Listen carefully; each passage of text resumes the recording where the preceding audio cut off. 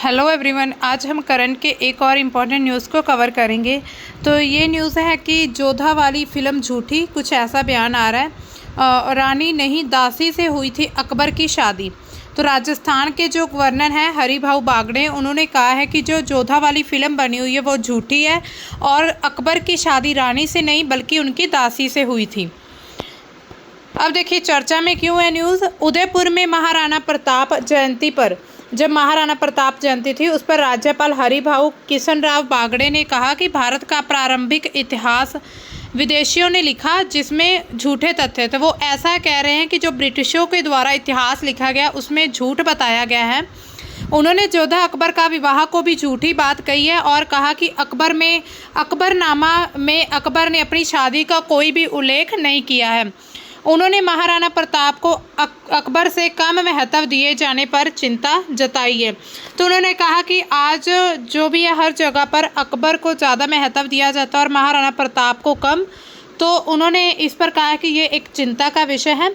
इतिहासकारों का कहना है कि अकबर ने 1562 में आमेर के राजा भारमल की बेटी हरखा बाई, जिन्हें मरियम उस जमानी भी कहा जाता था, उनसे शादी की थी, जो एक राजनीतिक गठबंधन था। मतलब राजनीति के चलते उन्होंने हरखा बाई से शादी की थी। कुछ इतिहासकार ये मानते हैं कि जोधा बाई का नाम बाद में गलत तरीके से हरखा बाई के साथ जोड़ा गया, जबकि कुछ का दावा है कि जोधा बाई असल में अकबर के बेटे जहांगीर की पत्नी थी।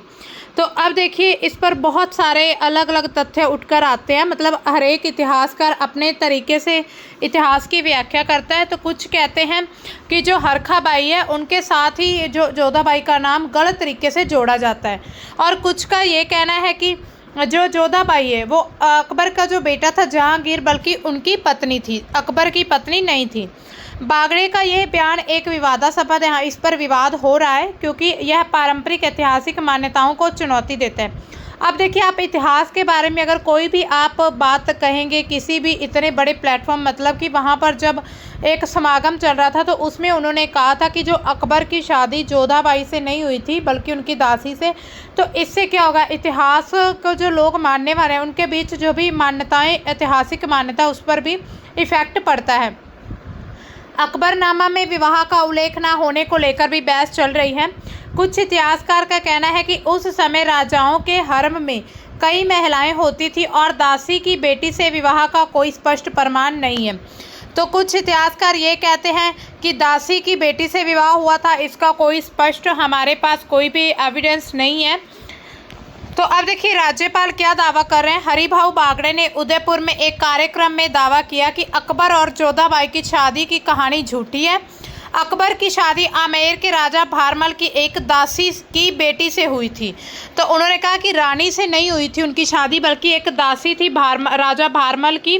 तो उनकी आमेर के राजा थी भारमल, उनकी एक दासी थी, उनकी बेटी से शादी हुई थी अकबर की। उन्होंने इसका समर्थन करने के लिए अकबरनामा में जोधा अकबर विवाह का उल्लेख ना होने की बात कही है। तो उन्होंने कहा है कि ये मेरे पास इस चीज़ का लॉजिक है, मतलब मेरे पास प्रूफ है कि अकबरनामा में अकबर की शादी का कोई भी उल्लेख नहीं किया गया है। ऐतिहासिक तथ्य क्या कहते हैं। अधिकांश इतिहासकारों के अनुसार अकबर ने 1562 में आमेर के राजा भारमल की बेटी हरखा बाई से, लेकिन कुछ ये कहते हैं जैसे कि अभी जो राज्यपाल हैं उन्होंने कहा कि जो हरखा बाई थी वो राजा भारमल की जो दासी थी उनकी बेटी थी। यह विवाह एक राजनीतिक गठबंधन था जिसने मुगल राजपूत संबंधों को मजबूत किया। तो उन्होंने कहा कि मुगल और राजपूतों के बीच जो भी मतलब एक संबंध को अच्छा करने के लिए, मजबूत करने के लिए एक गठबंधन था, इस वजह से शादी हुई थी। जैसे वो होता है ना, एक कॉन्ट्रैक्ट टाइप हो गया था, है ना। तो हरखा बाई को अक्सर जोधा बाई के नाम से जाना जाता है, लेकिन कुछ इतिहासकार का कहना है कि जोधा बाई का नाम गलत तरीके से उनके साथ जोड़ा गया। कुछ स्रोत ये कहते हैं कि जोधा बाई असल में अकबर के बेटे जहांगीर की पत्नी थी। तो इसमें बहुत सारे इतिहासकार अपने अलग अलग विचार रखते हैं। विवाद का आधार क्या है। बागड़े का दावा कि अकबर की शादी एक दासी की बेटी से हुई थी इतिहासकार दस्तावेजों में स्पष्ट प्रमाण के अभाव के कारण विवादास्पद है। मतलब जो ऐतिहासिक दस्तावेज मिलते हैं उनमें इसका कोई भी स्पष्ट तौर पर उल्लेख नहीं किया गया इस बात का। अकबरनामा, जो कि अकबर के शासनकाल का आधिकारिक दस्तावेज है, में इस विवाह का स्पष्ट उल्लेख नहीं है, जिसे बागड़े ने अपने दावे के समर्थन में बताया है। हालांकि अन्य ऐतिहासिक स्रोत जैसे कि इरा मुखोटी और मणिमुग्ध शर्मा की किताबें हैं, हरखा बाई को राजा भारमल की बेटी के रूप में बताते हैं कि जो हरखा बाई थी वो भारमल की बेटी थी। अब देखिए इस बयान का प्रभाव क्या पड़ेगा। अब राज्यपाल ने एक बयान दिया एक कार्यक्रम में, तो उसका कुछ ना कुछ इफेक्ट पड़ेगा। सबसे पहले तो सामाजिक और सांस्कृतिक इफेक्ट होगा। राजपूत समुदाय की प्रतिक्रिया क्या है। राजपूत समुदाय, जो कि जोधाबाई को अपनी ऐतिहासिक विरासत का हिस्सा मानते हैं, वे इस दावे को अपमानजनक मान सकते हैं। इससे सामाजिक तनाव बढ़ेगा। जैसा कि जोधा अकबर फिल्म जब रिलीज़ हुई थी उस समय भी एक तनाव देखा गया था, जब राजपूत संगठनों ने विरोध किया था। राजपूत जो संगठन थे उन्होंने कहा था कि ये मूवी ये फिल्म सही नहीं बनी हुई है, तो इसका विरोध किया गया था। दूसरा, इतिहास की पुनर्व्याख्या का भी एक प्रभाव पड़ता है। ये बयान इतिहास को फिर से लिखने या उसकी पुनर्व्याख्या करने की बहस को तेज कर सकता है। लोग इसे अंग्रेजों द्वारा लिखे गए इतिहास को चुनौती देने के प्रयास के रूप में देख सकते हैं, जो कुछ समूहों को स्वीकार्य हो सकता है, जबकि बाकी अन्य इसे ऐतिहासिक तथ्यों के साथ छेड़छाड़ के रूप में देख सकते हैं। राजनीतिक प्रभाव क्या पड़ता है इसका। विवाद की संभावना है बढ़ चुकी है, जो कि हालांकि विवाद हो भी रहा है कई जगह पर। राज्यपाल का यह बयान राजनीतिक दलों के लिए एक मुद्दा बन सकता है।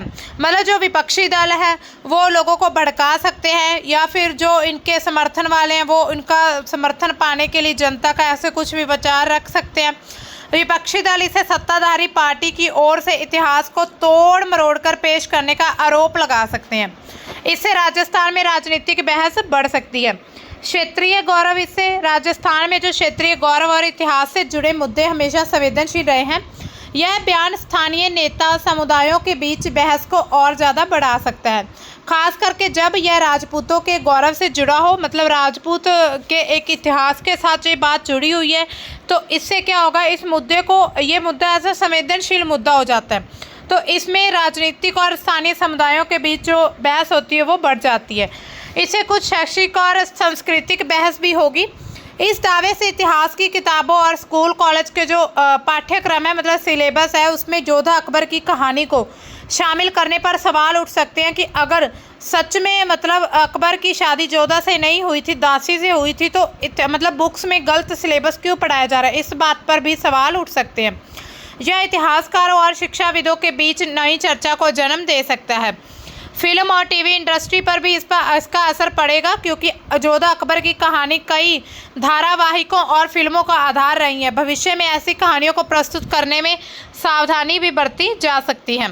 तो अब देखिए, ये तो इफेक्ट थे कि सामाजिक सांस्कृतिक इफेक्ट पड़ेंगे, फिर राजनीतिक, और उसके साथ ही शैक्षिक बहस भी हो सकती है शिक्षा संस्थानों में भी। अब देखिए अकबरनामा क्या है, जिसका जिक्र जो गवर्नर है, राज्यपाल राजस्थान के, उन्होंने किया। उन्होंने कहा है कि अकबरनामा में जोधा अकबर की शादी की कोई बात नहीं कही गई है।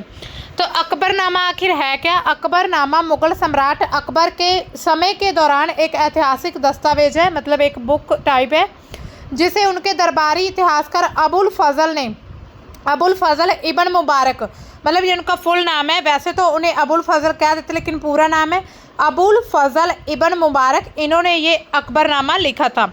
यह ग्रंथ है और अकबर के जीवन, शासन, उपलब्धियों का एक विवरण वर्णन किया हुआ। इसमें मुगल इतिहास के अध्ययन के लिए एक महत्वपूर्ण स्रोत माना जा सकता है, क्योंकि ये उस समय लिखा गया था जब अकबर का शासनकाल चल रहा था। इसकी रचना और संरचना की अगर हम बात करें तो अकबरनामे को 3 खंडों में 3 यूनिट में बांटा गया है। पहले यूनिट में अकबर के जन्म, उनके बचपन और पूर्वज जैसे कि बाबर और हुमायूं के दादा परदादा के इतिहास के बारे में लिखा गया। दूसरा खंड अकबर के शासनकाल 1556 से 1605 की घटनाओं का क्रमबद्ध एक सीरीज वाइज 1556 में, फिर 57, 58 ऐसे करके पूरा एक क्रमबद्ध सीरियल वाइज इसका वर्णन किया गया, जिसमें उनकी सैन्य विजय, प्रशासनिक सुधार जो उन्होंने किए थे और नीतियाँ शामिल हैं। तीसरे यूनिट में आईने अकबरी के नाम से इसको जाना जाता है, जो कि अकबर के प्रशासन, संस्कृति, अर्थव्यवस्था, सामाजिक व्यवस्था का विस्तृत विवरण है। यह खंड अपने आप में एक स्वतंत्र ग्रंथ की तरह है। यह फारसी भाषा में लिखा गया है, जो उस समय मुगल दरबार की आधिकारिक भाषा थी। ग्रंथ में अकबर को एक महान और उदार शासक के रूप में चित्रित किया गया है, जो कि अबुल फजल की निष्ठा और अकबर के प्रति उनके सम्मान को दर्शाता है। अबुल फजल अकबर के नवरत्नों में से एक थे, जिन्होंने यह लिखा था, और सबसे विश्वसनीय सलाहकारों में से एक थे। उन्होंने अकबरनामा को अकबर के शासनकाल के दौरान और उनके आदेश पर लिखा था। ये काम 1590 के दशक में शुरू हुआ था और कई वर्षों तक चला था। मतलब 1590 में इसको लिखना शुरू किया गया था, लेकिन बहुत वर्ष लगे थे इसको पूरा होने में।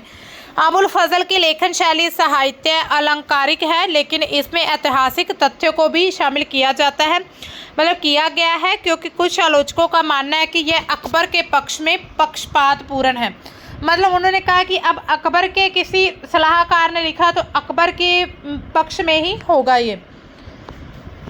इसका ऐतिहासिक महत्व क्या है? शासन और नीतियाँ। अकबरनामा अकबर के प्रशासनिक सुधार, जमींदार प्रथा जैसे मनसबदारी व्यवस्था, सुलह कुल, मतलब कि जो कि सार्वभौमिक सहिष्णुता थी, मतलब सुलह कुल मतलब सुलह करानी, जो उसकी नीति के बारे में विस्तृत जानकारी देता है। सांस्कृतिक अंतर्दृष्टि। यह ग्रंथ मुगल साम्राज्य की संस्कृत कला सामाजिक संरचना को समझने का एक स्रोत है। जोधा अकबर का विवाद। जैसा कि हाल के दावों में उल्लेख किया गया कि अकबरनामा में जोधाबाई के नाम से किसी रानी का स्पष्ट उल्लेख नहीं है। अकबर की पत्नी के रूप में हरखाबाई राजा भरमल की बेटी का उल्लेख है, जिसे कुछ लोग जोधा के रूप में संदर्भित करते हैं, लेकिन यह नाम ग्रंथ में नहीं मिलता है। मतलब जो अकबरनामा है उसमें ग्रंथ में जोधाबाई का नाम नहीं मिलता है, लेकिन कुछ लोग कहते हैं कि हरखाबाई का नाम ही जोधाबाई था। इससे जोधा अकबर की कहानी को लेकर एक ऐतिहासिक बहस भी उठती है। अकबरनामा की विशेषताएं क्या क्या हैं? अकबरनामा में कई चित्र दिए गए हैं, जैसे कि मिनिएचर पेंटिंग्स शामिल हैं, जो कि मुगल कला का एक इम्पॉर्टेंट पार्ट है। ये चित्र उस समय की घटनाएं, दरबारी जीवन और युद्धों को दर्शाते हैं। अब देखिए, जो समय चल रहा है उस अकॉर्डिंग ही चित्र बनाए जाते हैं। आज तो एआई का ज़माना है, इसमें बहुत सी ऐसी पिक्चर्स एडिट की जाती, वीडियो बनाई जाती है, लेकिन उस समय क्या होता था, चित्र शैली मतलब चित्रकला चलती थी। तो उस समय पर मिनिएचर पेंटिंग्स जो एक छोटे साइज़ की होती है और उसमें किसी एक घटना का पूरा विवरण दिया होता है। तो यह ग्रंथ मुगल साम्राज्य की सैन्य रणनीतियाँ, धार्मिक नीतियों और अकबर के दर्शन को समझने में मदद करता है। मतलब अकबर का दृष्टिकोण क्या था इसमें? अकबर के धार्मिक विचार, जिसमें दीन इलाही और विभिन्न धर्मों के विद्वानों के साथ उनकी जो भी मीटिंग्स होती थी, चर्चा होती थी, उनका भी उल्लेख किया गया है। आलोचना और सीमाएं क्या हैं इसकी? कुछ इतिहासकारों का मानना है कि अकबरनामा में अबुल फजल ने अकबर की छवि को आदर्श के रूप में प्रस्तुत किया। मतलब उनकी कोई भी बुरी बात नहीं कही, उनकी बुरी बात नहीं लिखी, उन्होंने हमेशा उनकी तारीफ की है, जिसके कारण कुछ तथ्य अतिशयोक्तिपूर्ण हो सकते हैं। ग्रंथ में विरोधी दृष्टिकोणों या अकबर के शासन की कमियों का उल्लेख कम है, जो कि इसे पक्षपातपूर्ण बनाता है। जोधा अकबर जैसे विवादास्पद विषयों पर स्पष्टता की कमी के कारण यह ग्रंथ आधुनिक बहस का केंद्र बन जाता है, क्योंकि इसमें कोई पूरी तरह से स्पष्ट नहीं किया गया है। राज्यपाल ने देखिए अकबर को अधिक महत्व दिए जाने पर आलोचना करी है, तो उस पर क्या कहते हैं? उन्होंने कहा कि महाराणा प्रताप और शिवाजी पर ध्यान केंद्रित करना चाहिए।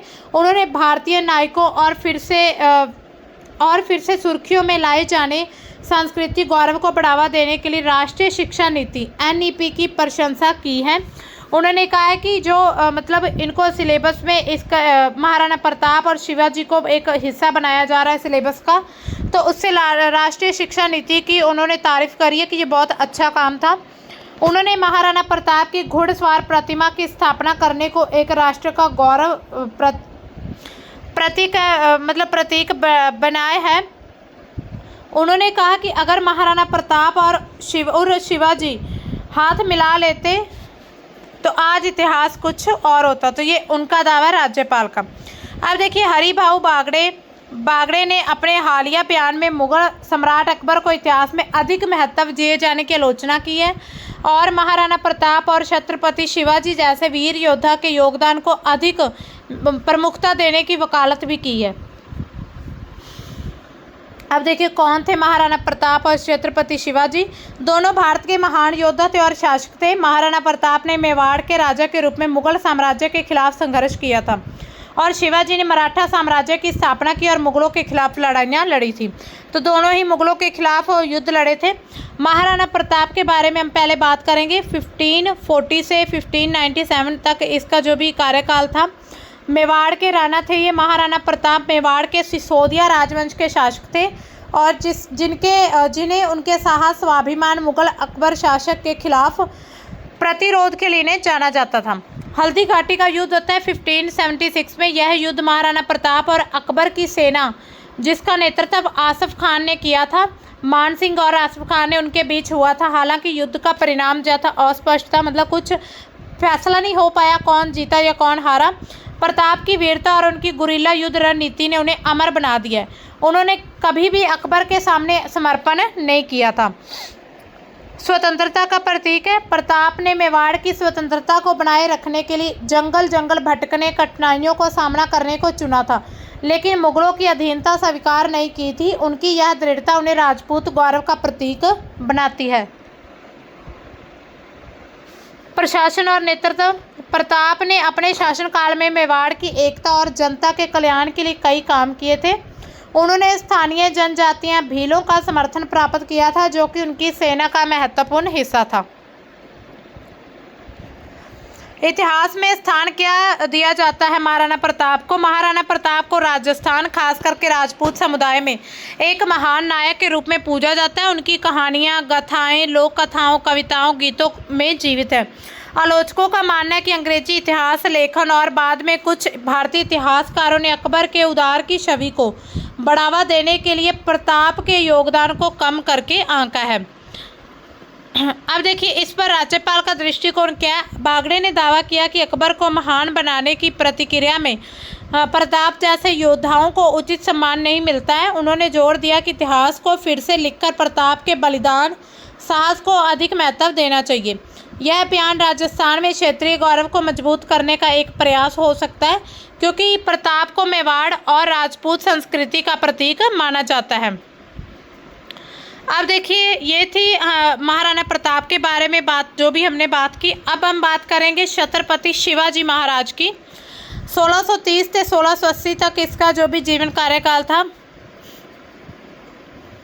मराठा साम्राज्य के संस्थापक थे। शिवाजी ने मराठा साम्राज्य की नींव रखी थी और मुगल शासक औरंगजेब के खिलाफ स्वशासन की स्थापना के लिए संघर्ष किया था। मतलब औरंगजेब के खिलाफ ये लड़े थे शिवाजी महाराज। गुरिल्ला युद्ध रणनीति अपनाई थी। शिवाजी अपनी गुरिल्ला युद्ध तकनीक, जिसे गनीमी कावा, मतलब एक तकनीक थी, उसका नाम था गनीमी कावा कहा जाता है, इसके लिए प्रसिद्ध थे। उन्होंने इस रणनीति से मुगल सेना और अन्य विरोधियों को कई बार हराया था। प्रमुख युद्ध और विजय क्या थे उनकी? प्रतापगढ़ का युद्ध था, 1659 में लड़ा था। शिवाजी ने बीजापुर सल्तनत के सेनापति अजफल खान को हराया था और उनकी सबसे प्रसिद्ध जीतों में से एक है। फिर आता है पुरंदर की संधि होती है। औरंगजेब के साथ संधि हुई थी, लेकिन बाद में शिवाजी ने अपनी शक्ति फिर से संगठित कर ली थी। रायगढ़ में राज्याभिषेक होता है इनका। शिवाजी ने छत्रपति की उपाधि ग्रहण की और मराठा साम्राज्य को औपचारिक रूप दिया था। प्रशासनिक सुधार क्या किए थे? शिवाजी ने एक कुशल प्रशासनिक व्यवस्था स्थापित की थी, जिसमें अष्टप्रधान 8 मंत्रियों की एक परिषद बनाई जाती है, जो कि आज के समय पर भी हम देखते हैं एक परिषद होती है। तो उसमें जो 8 मंत्रियों की परिषद थी,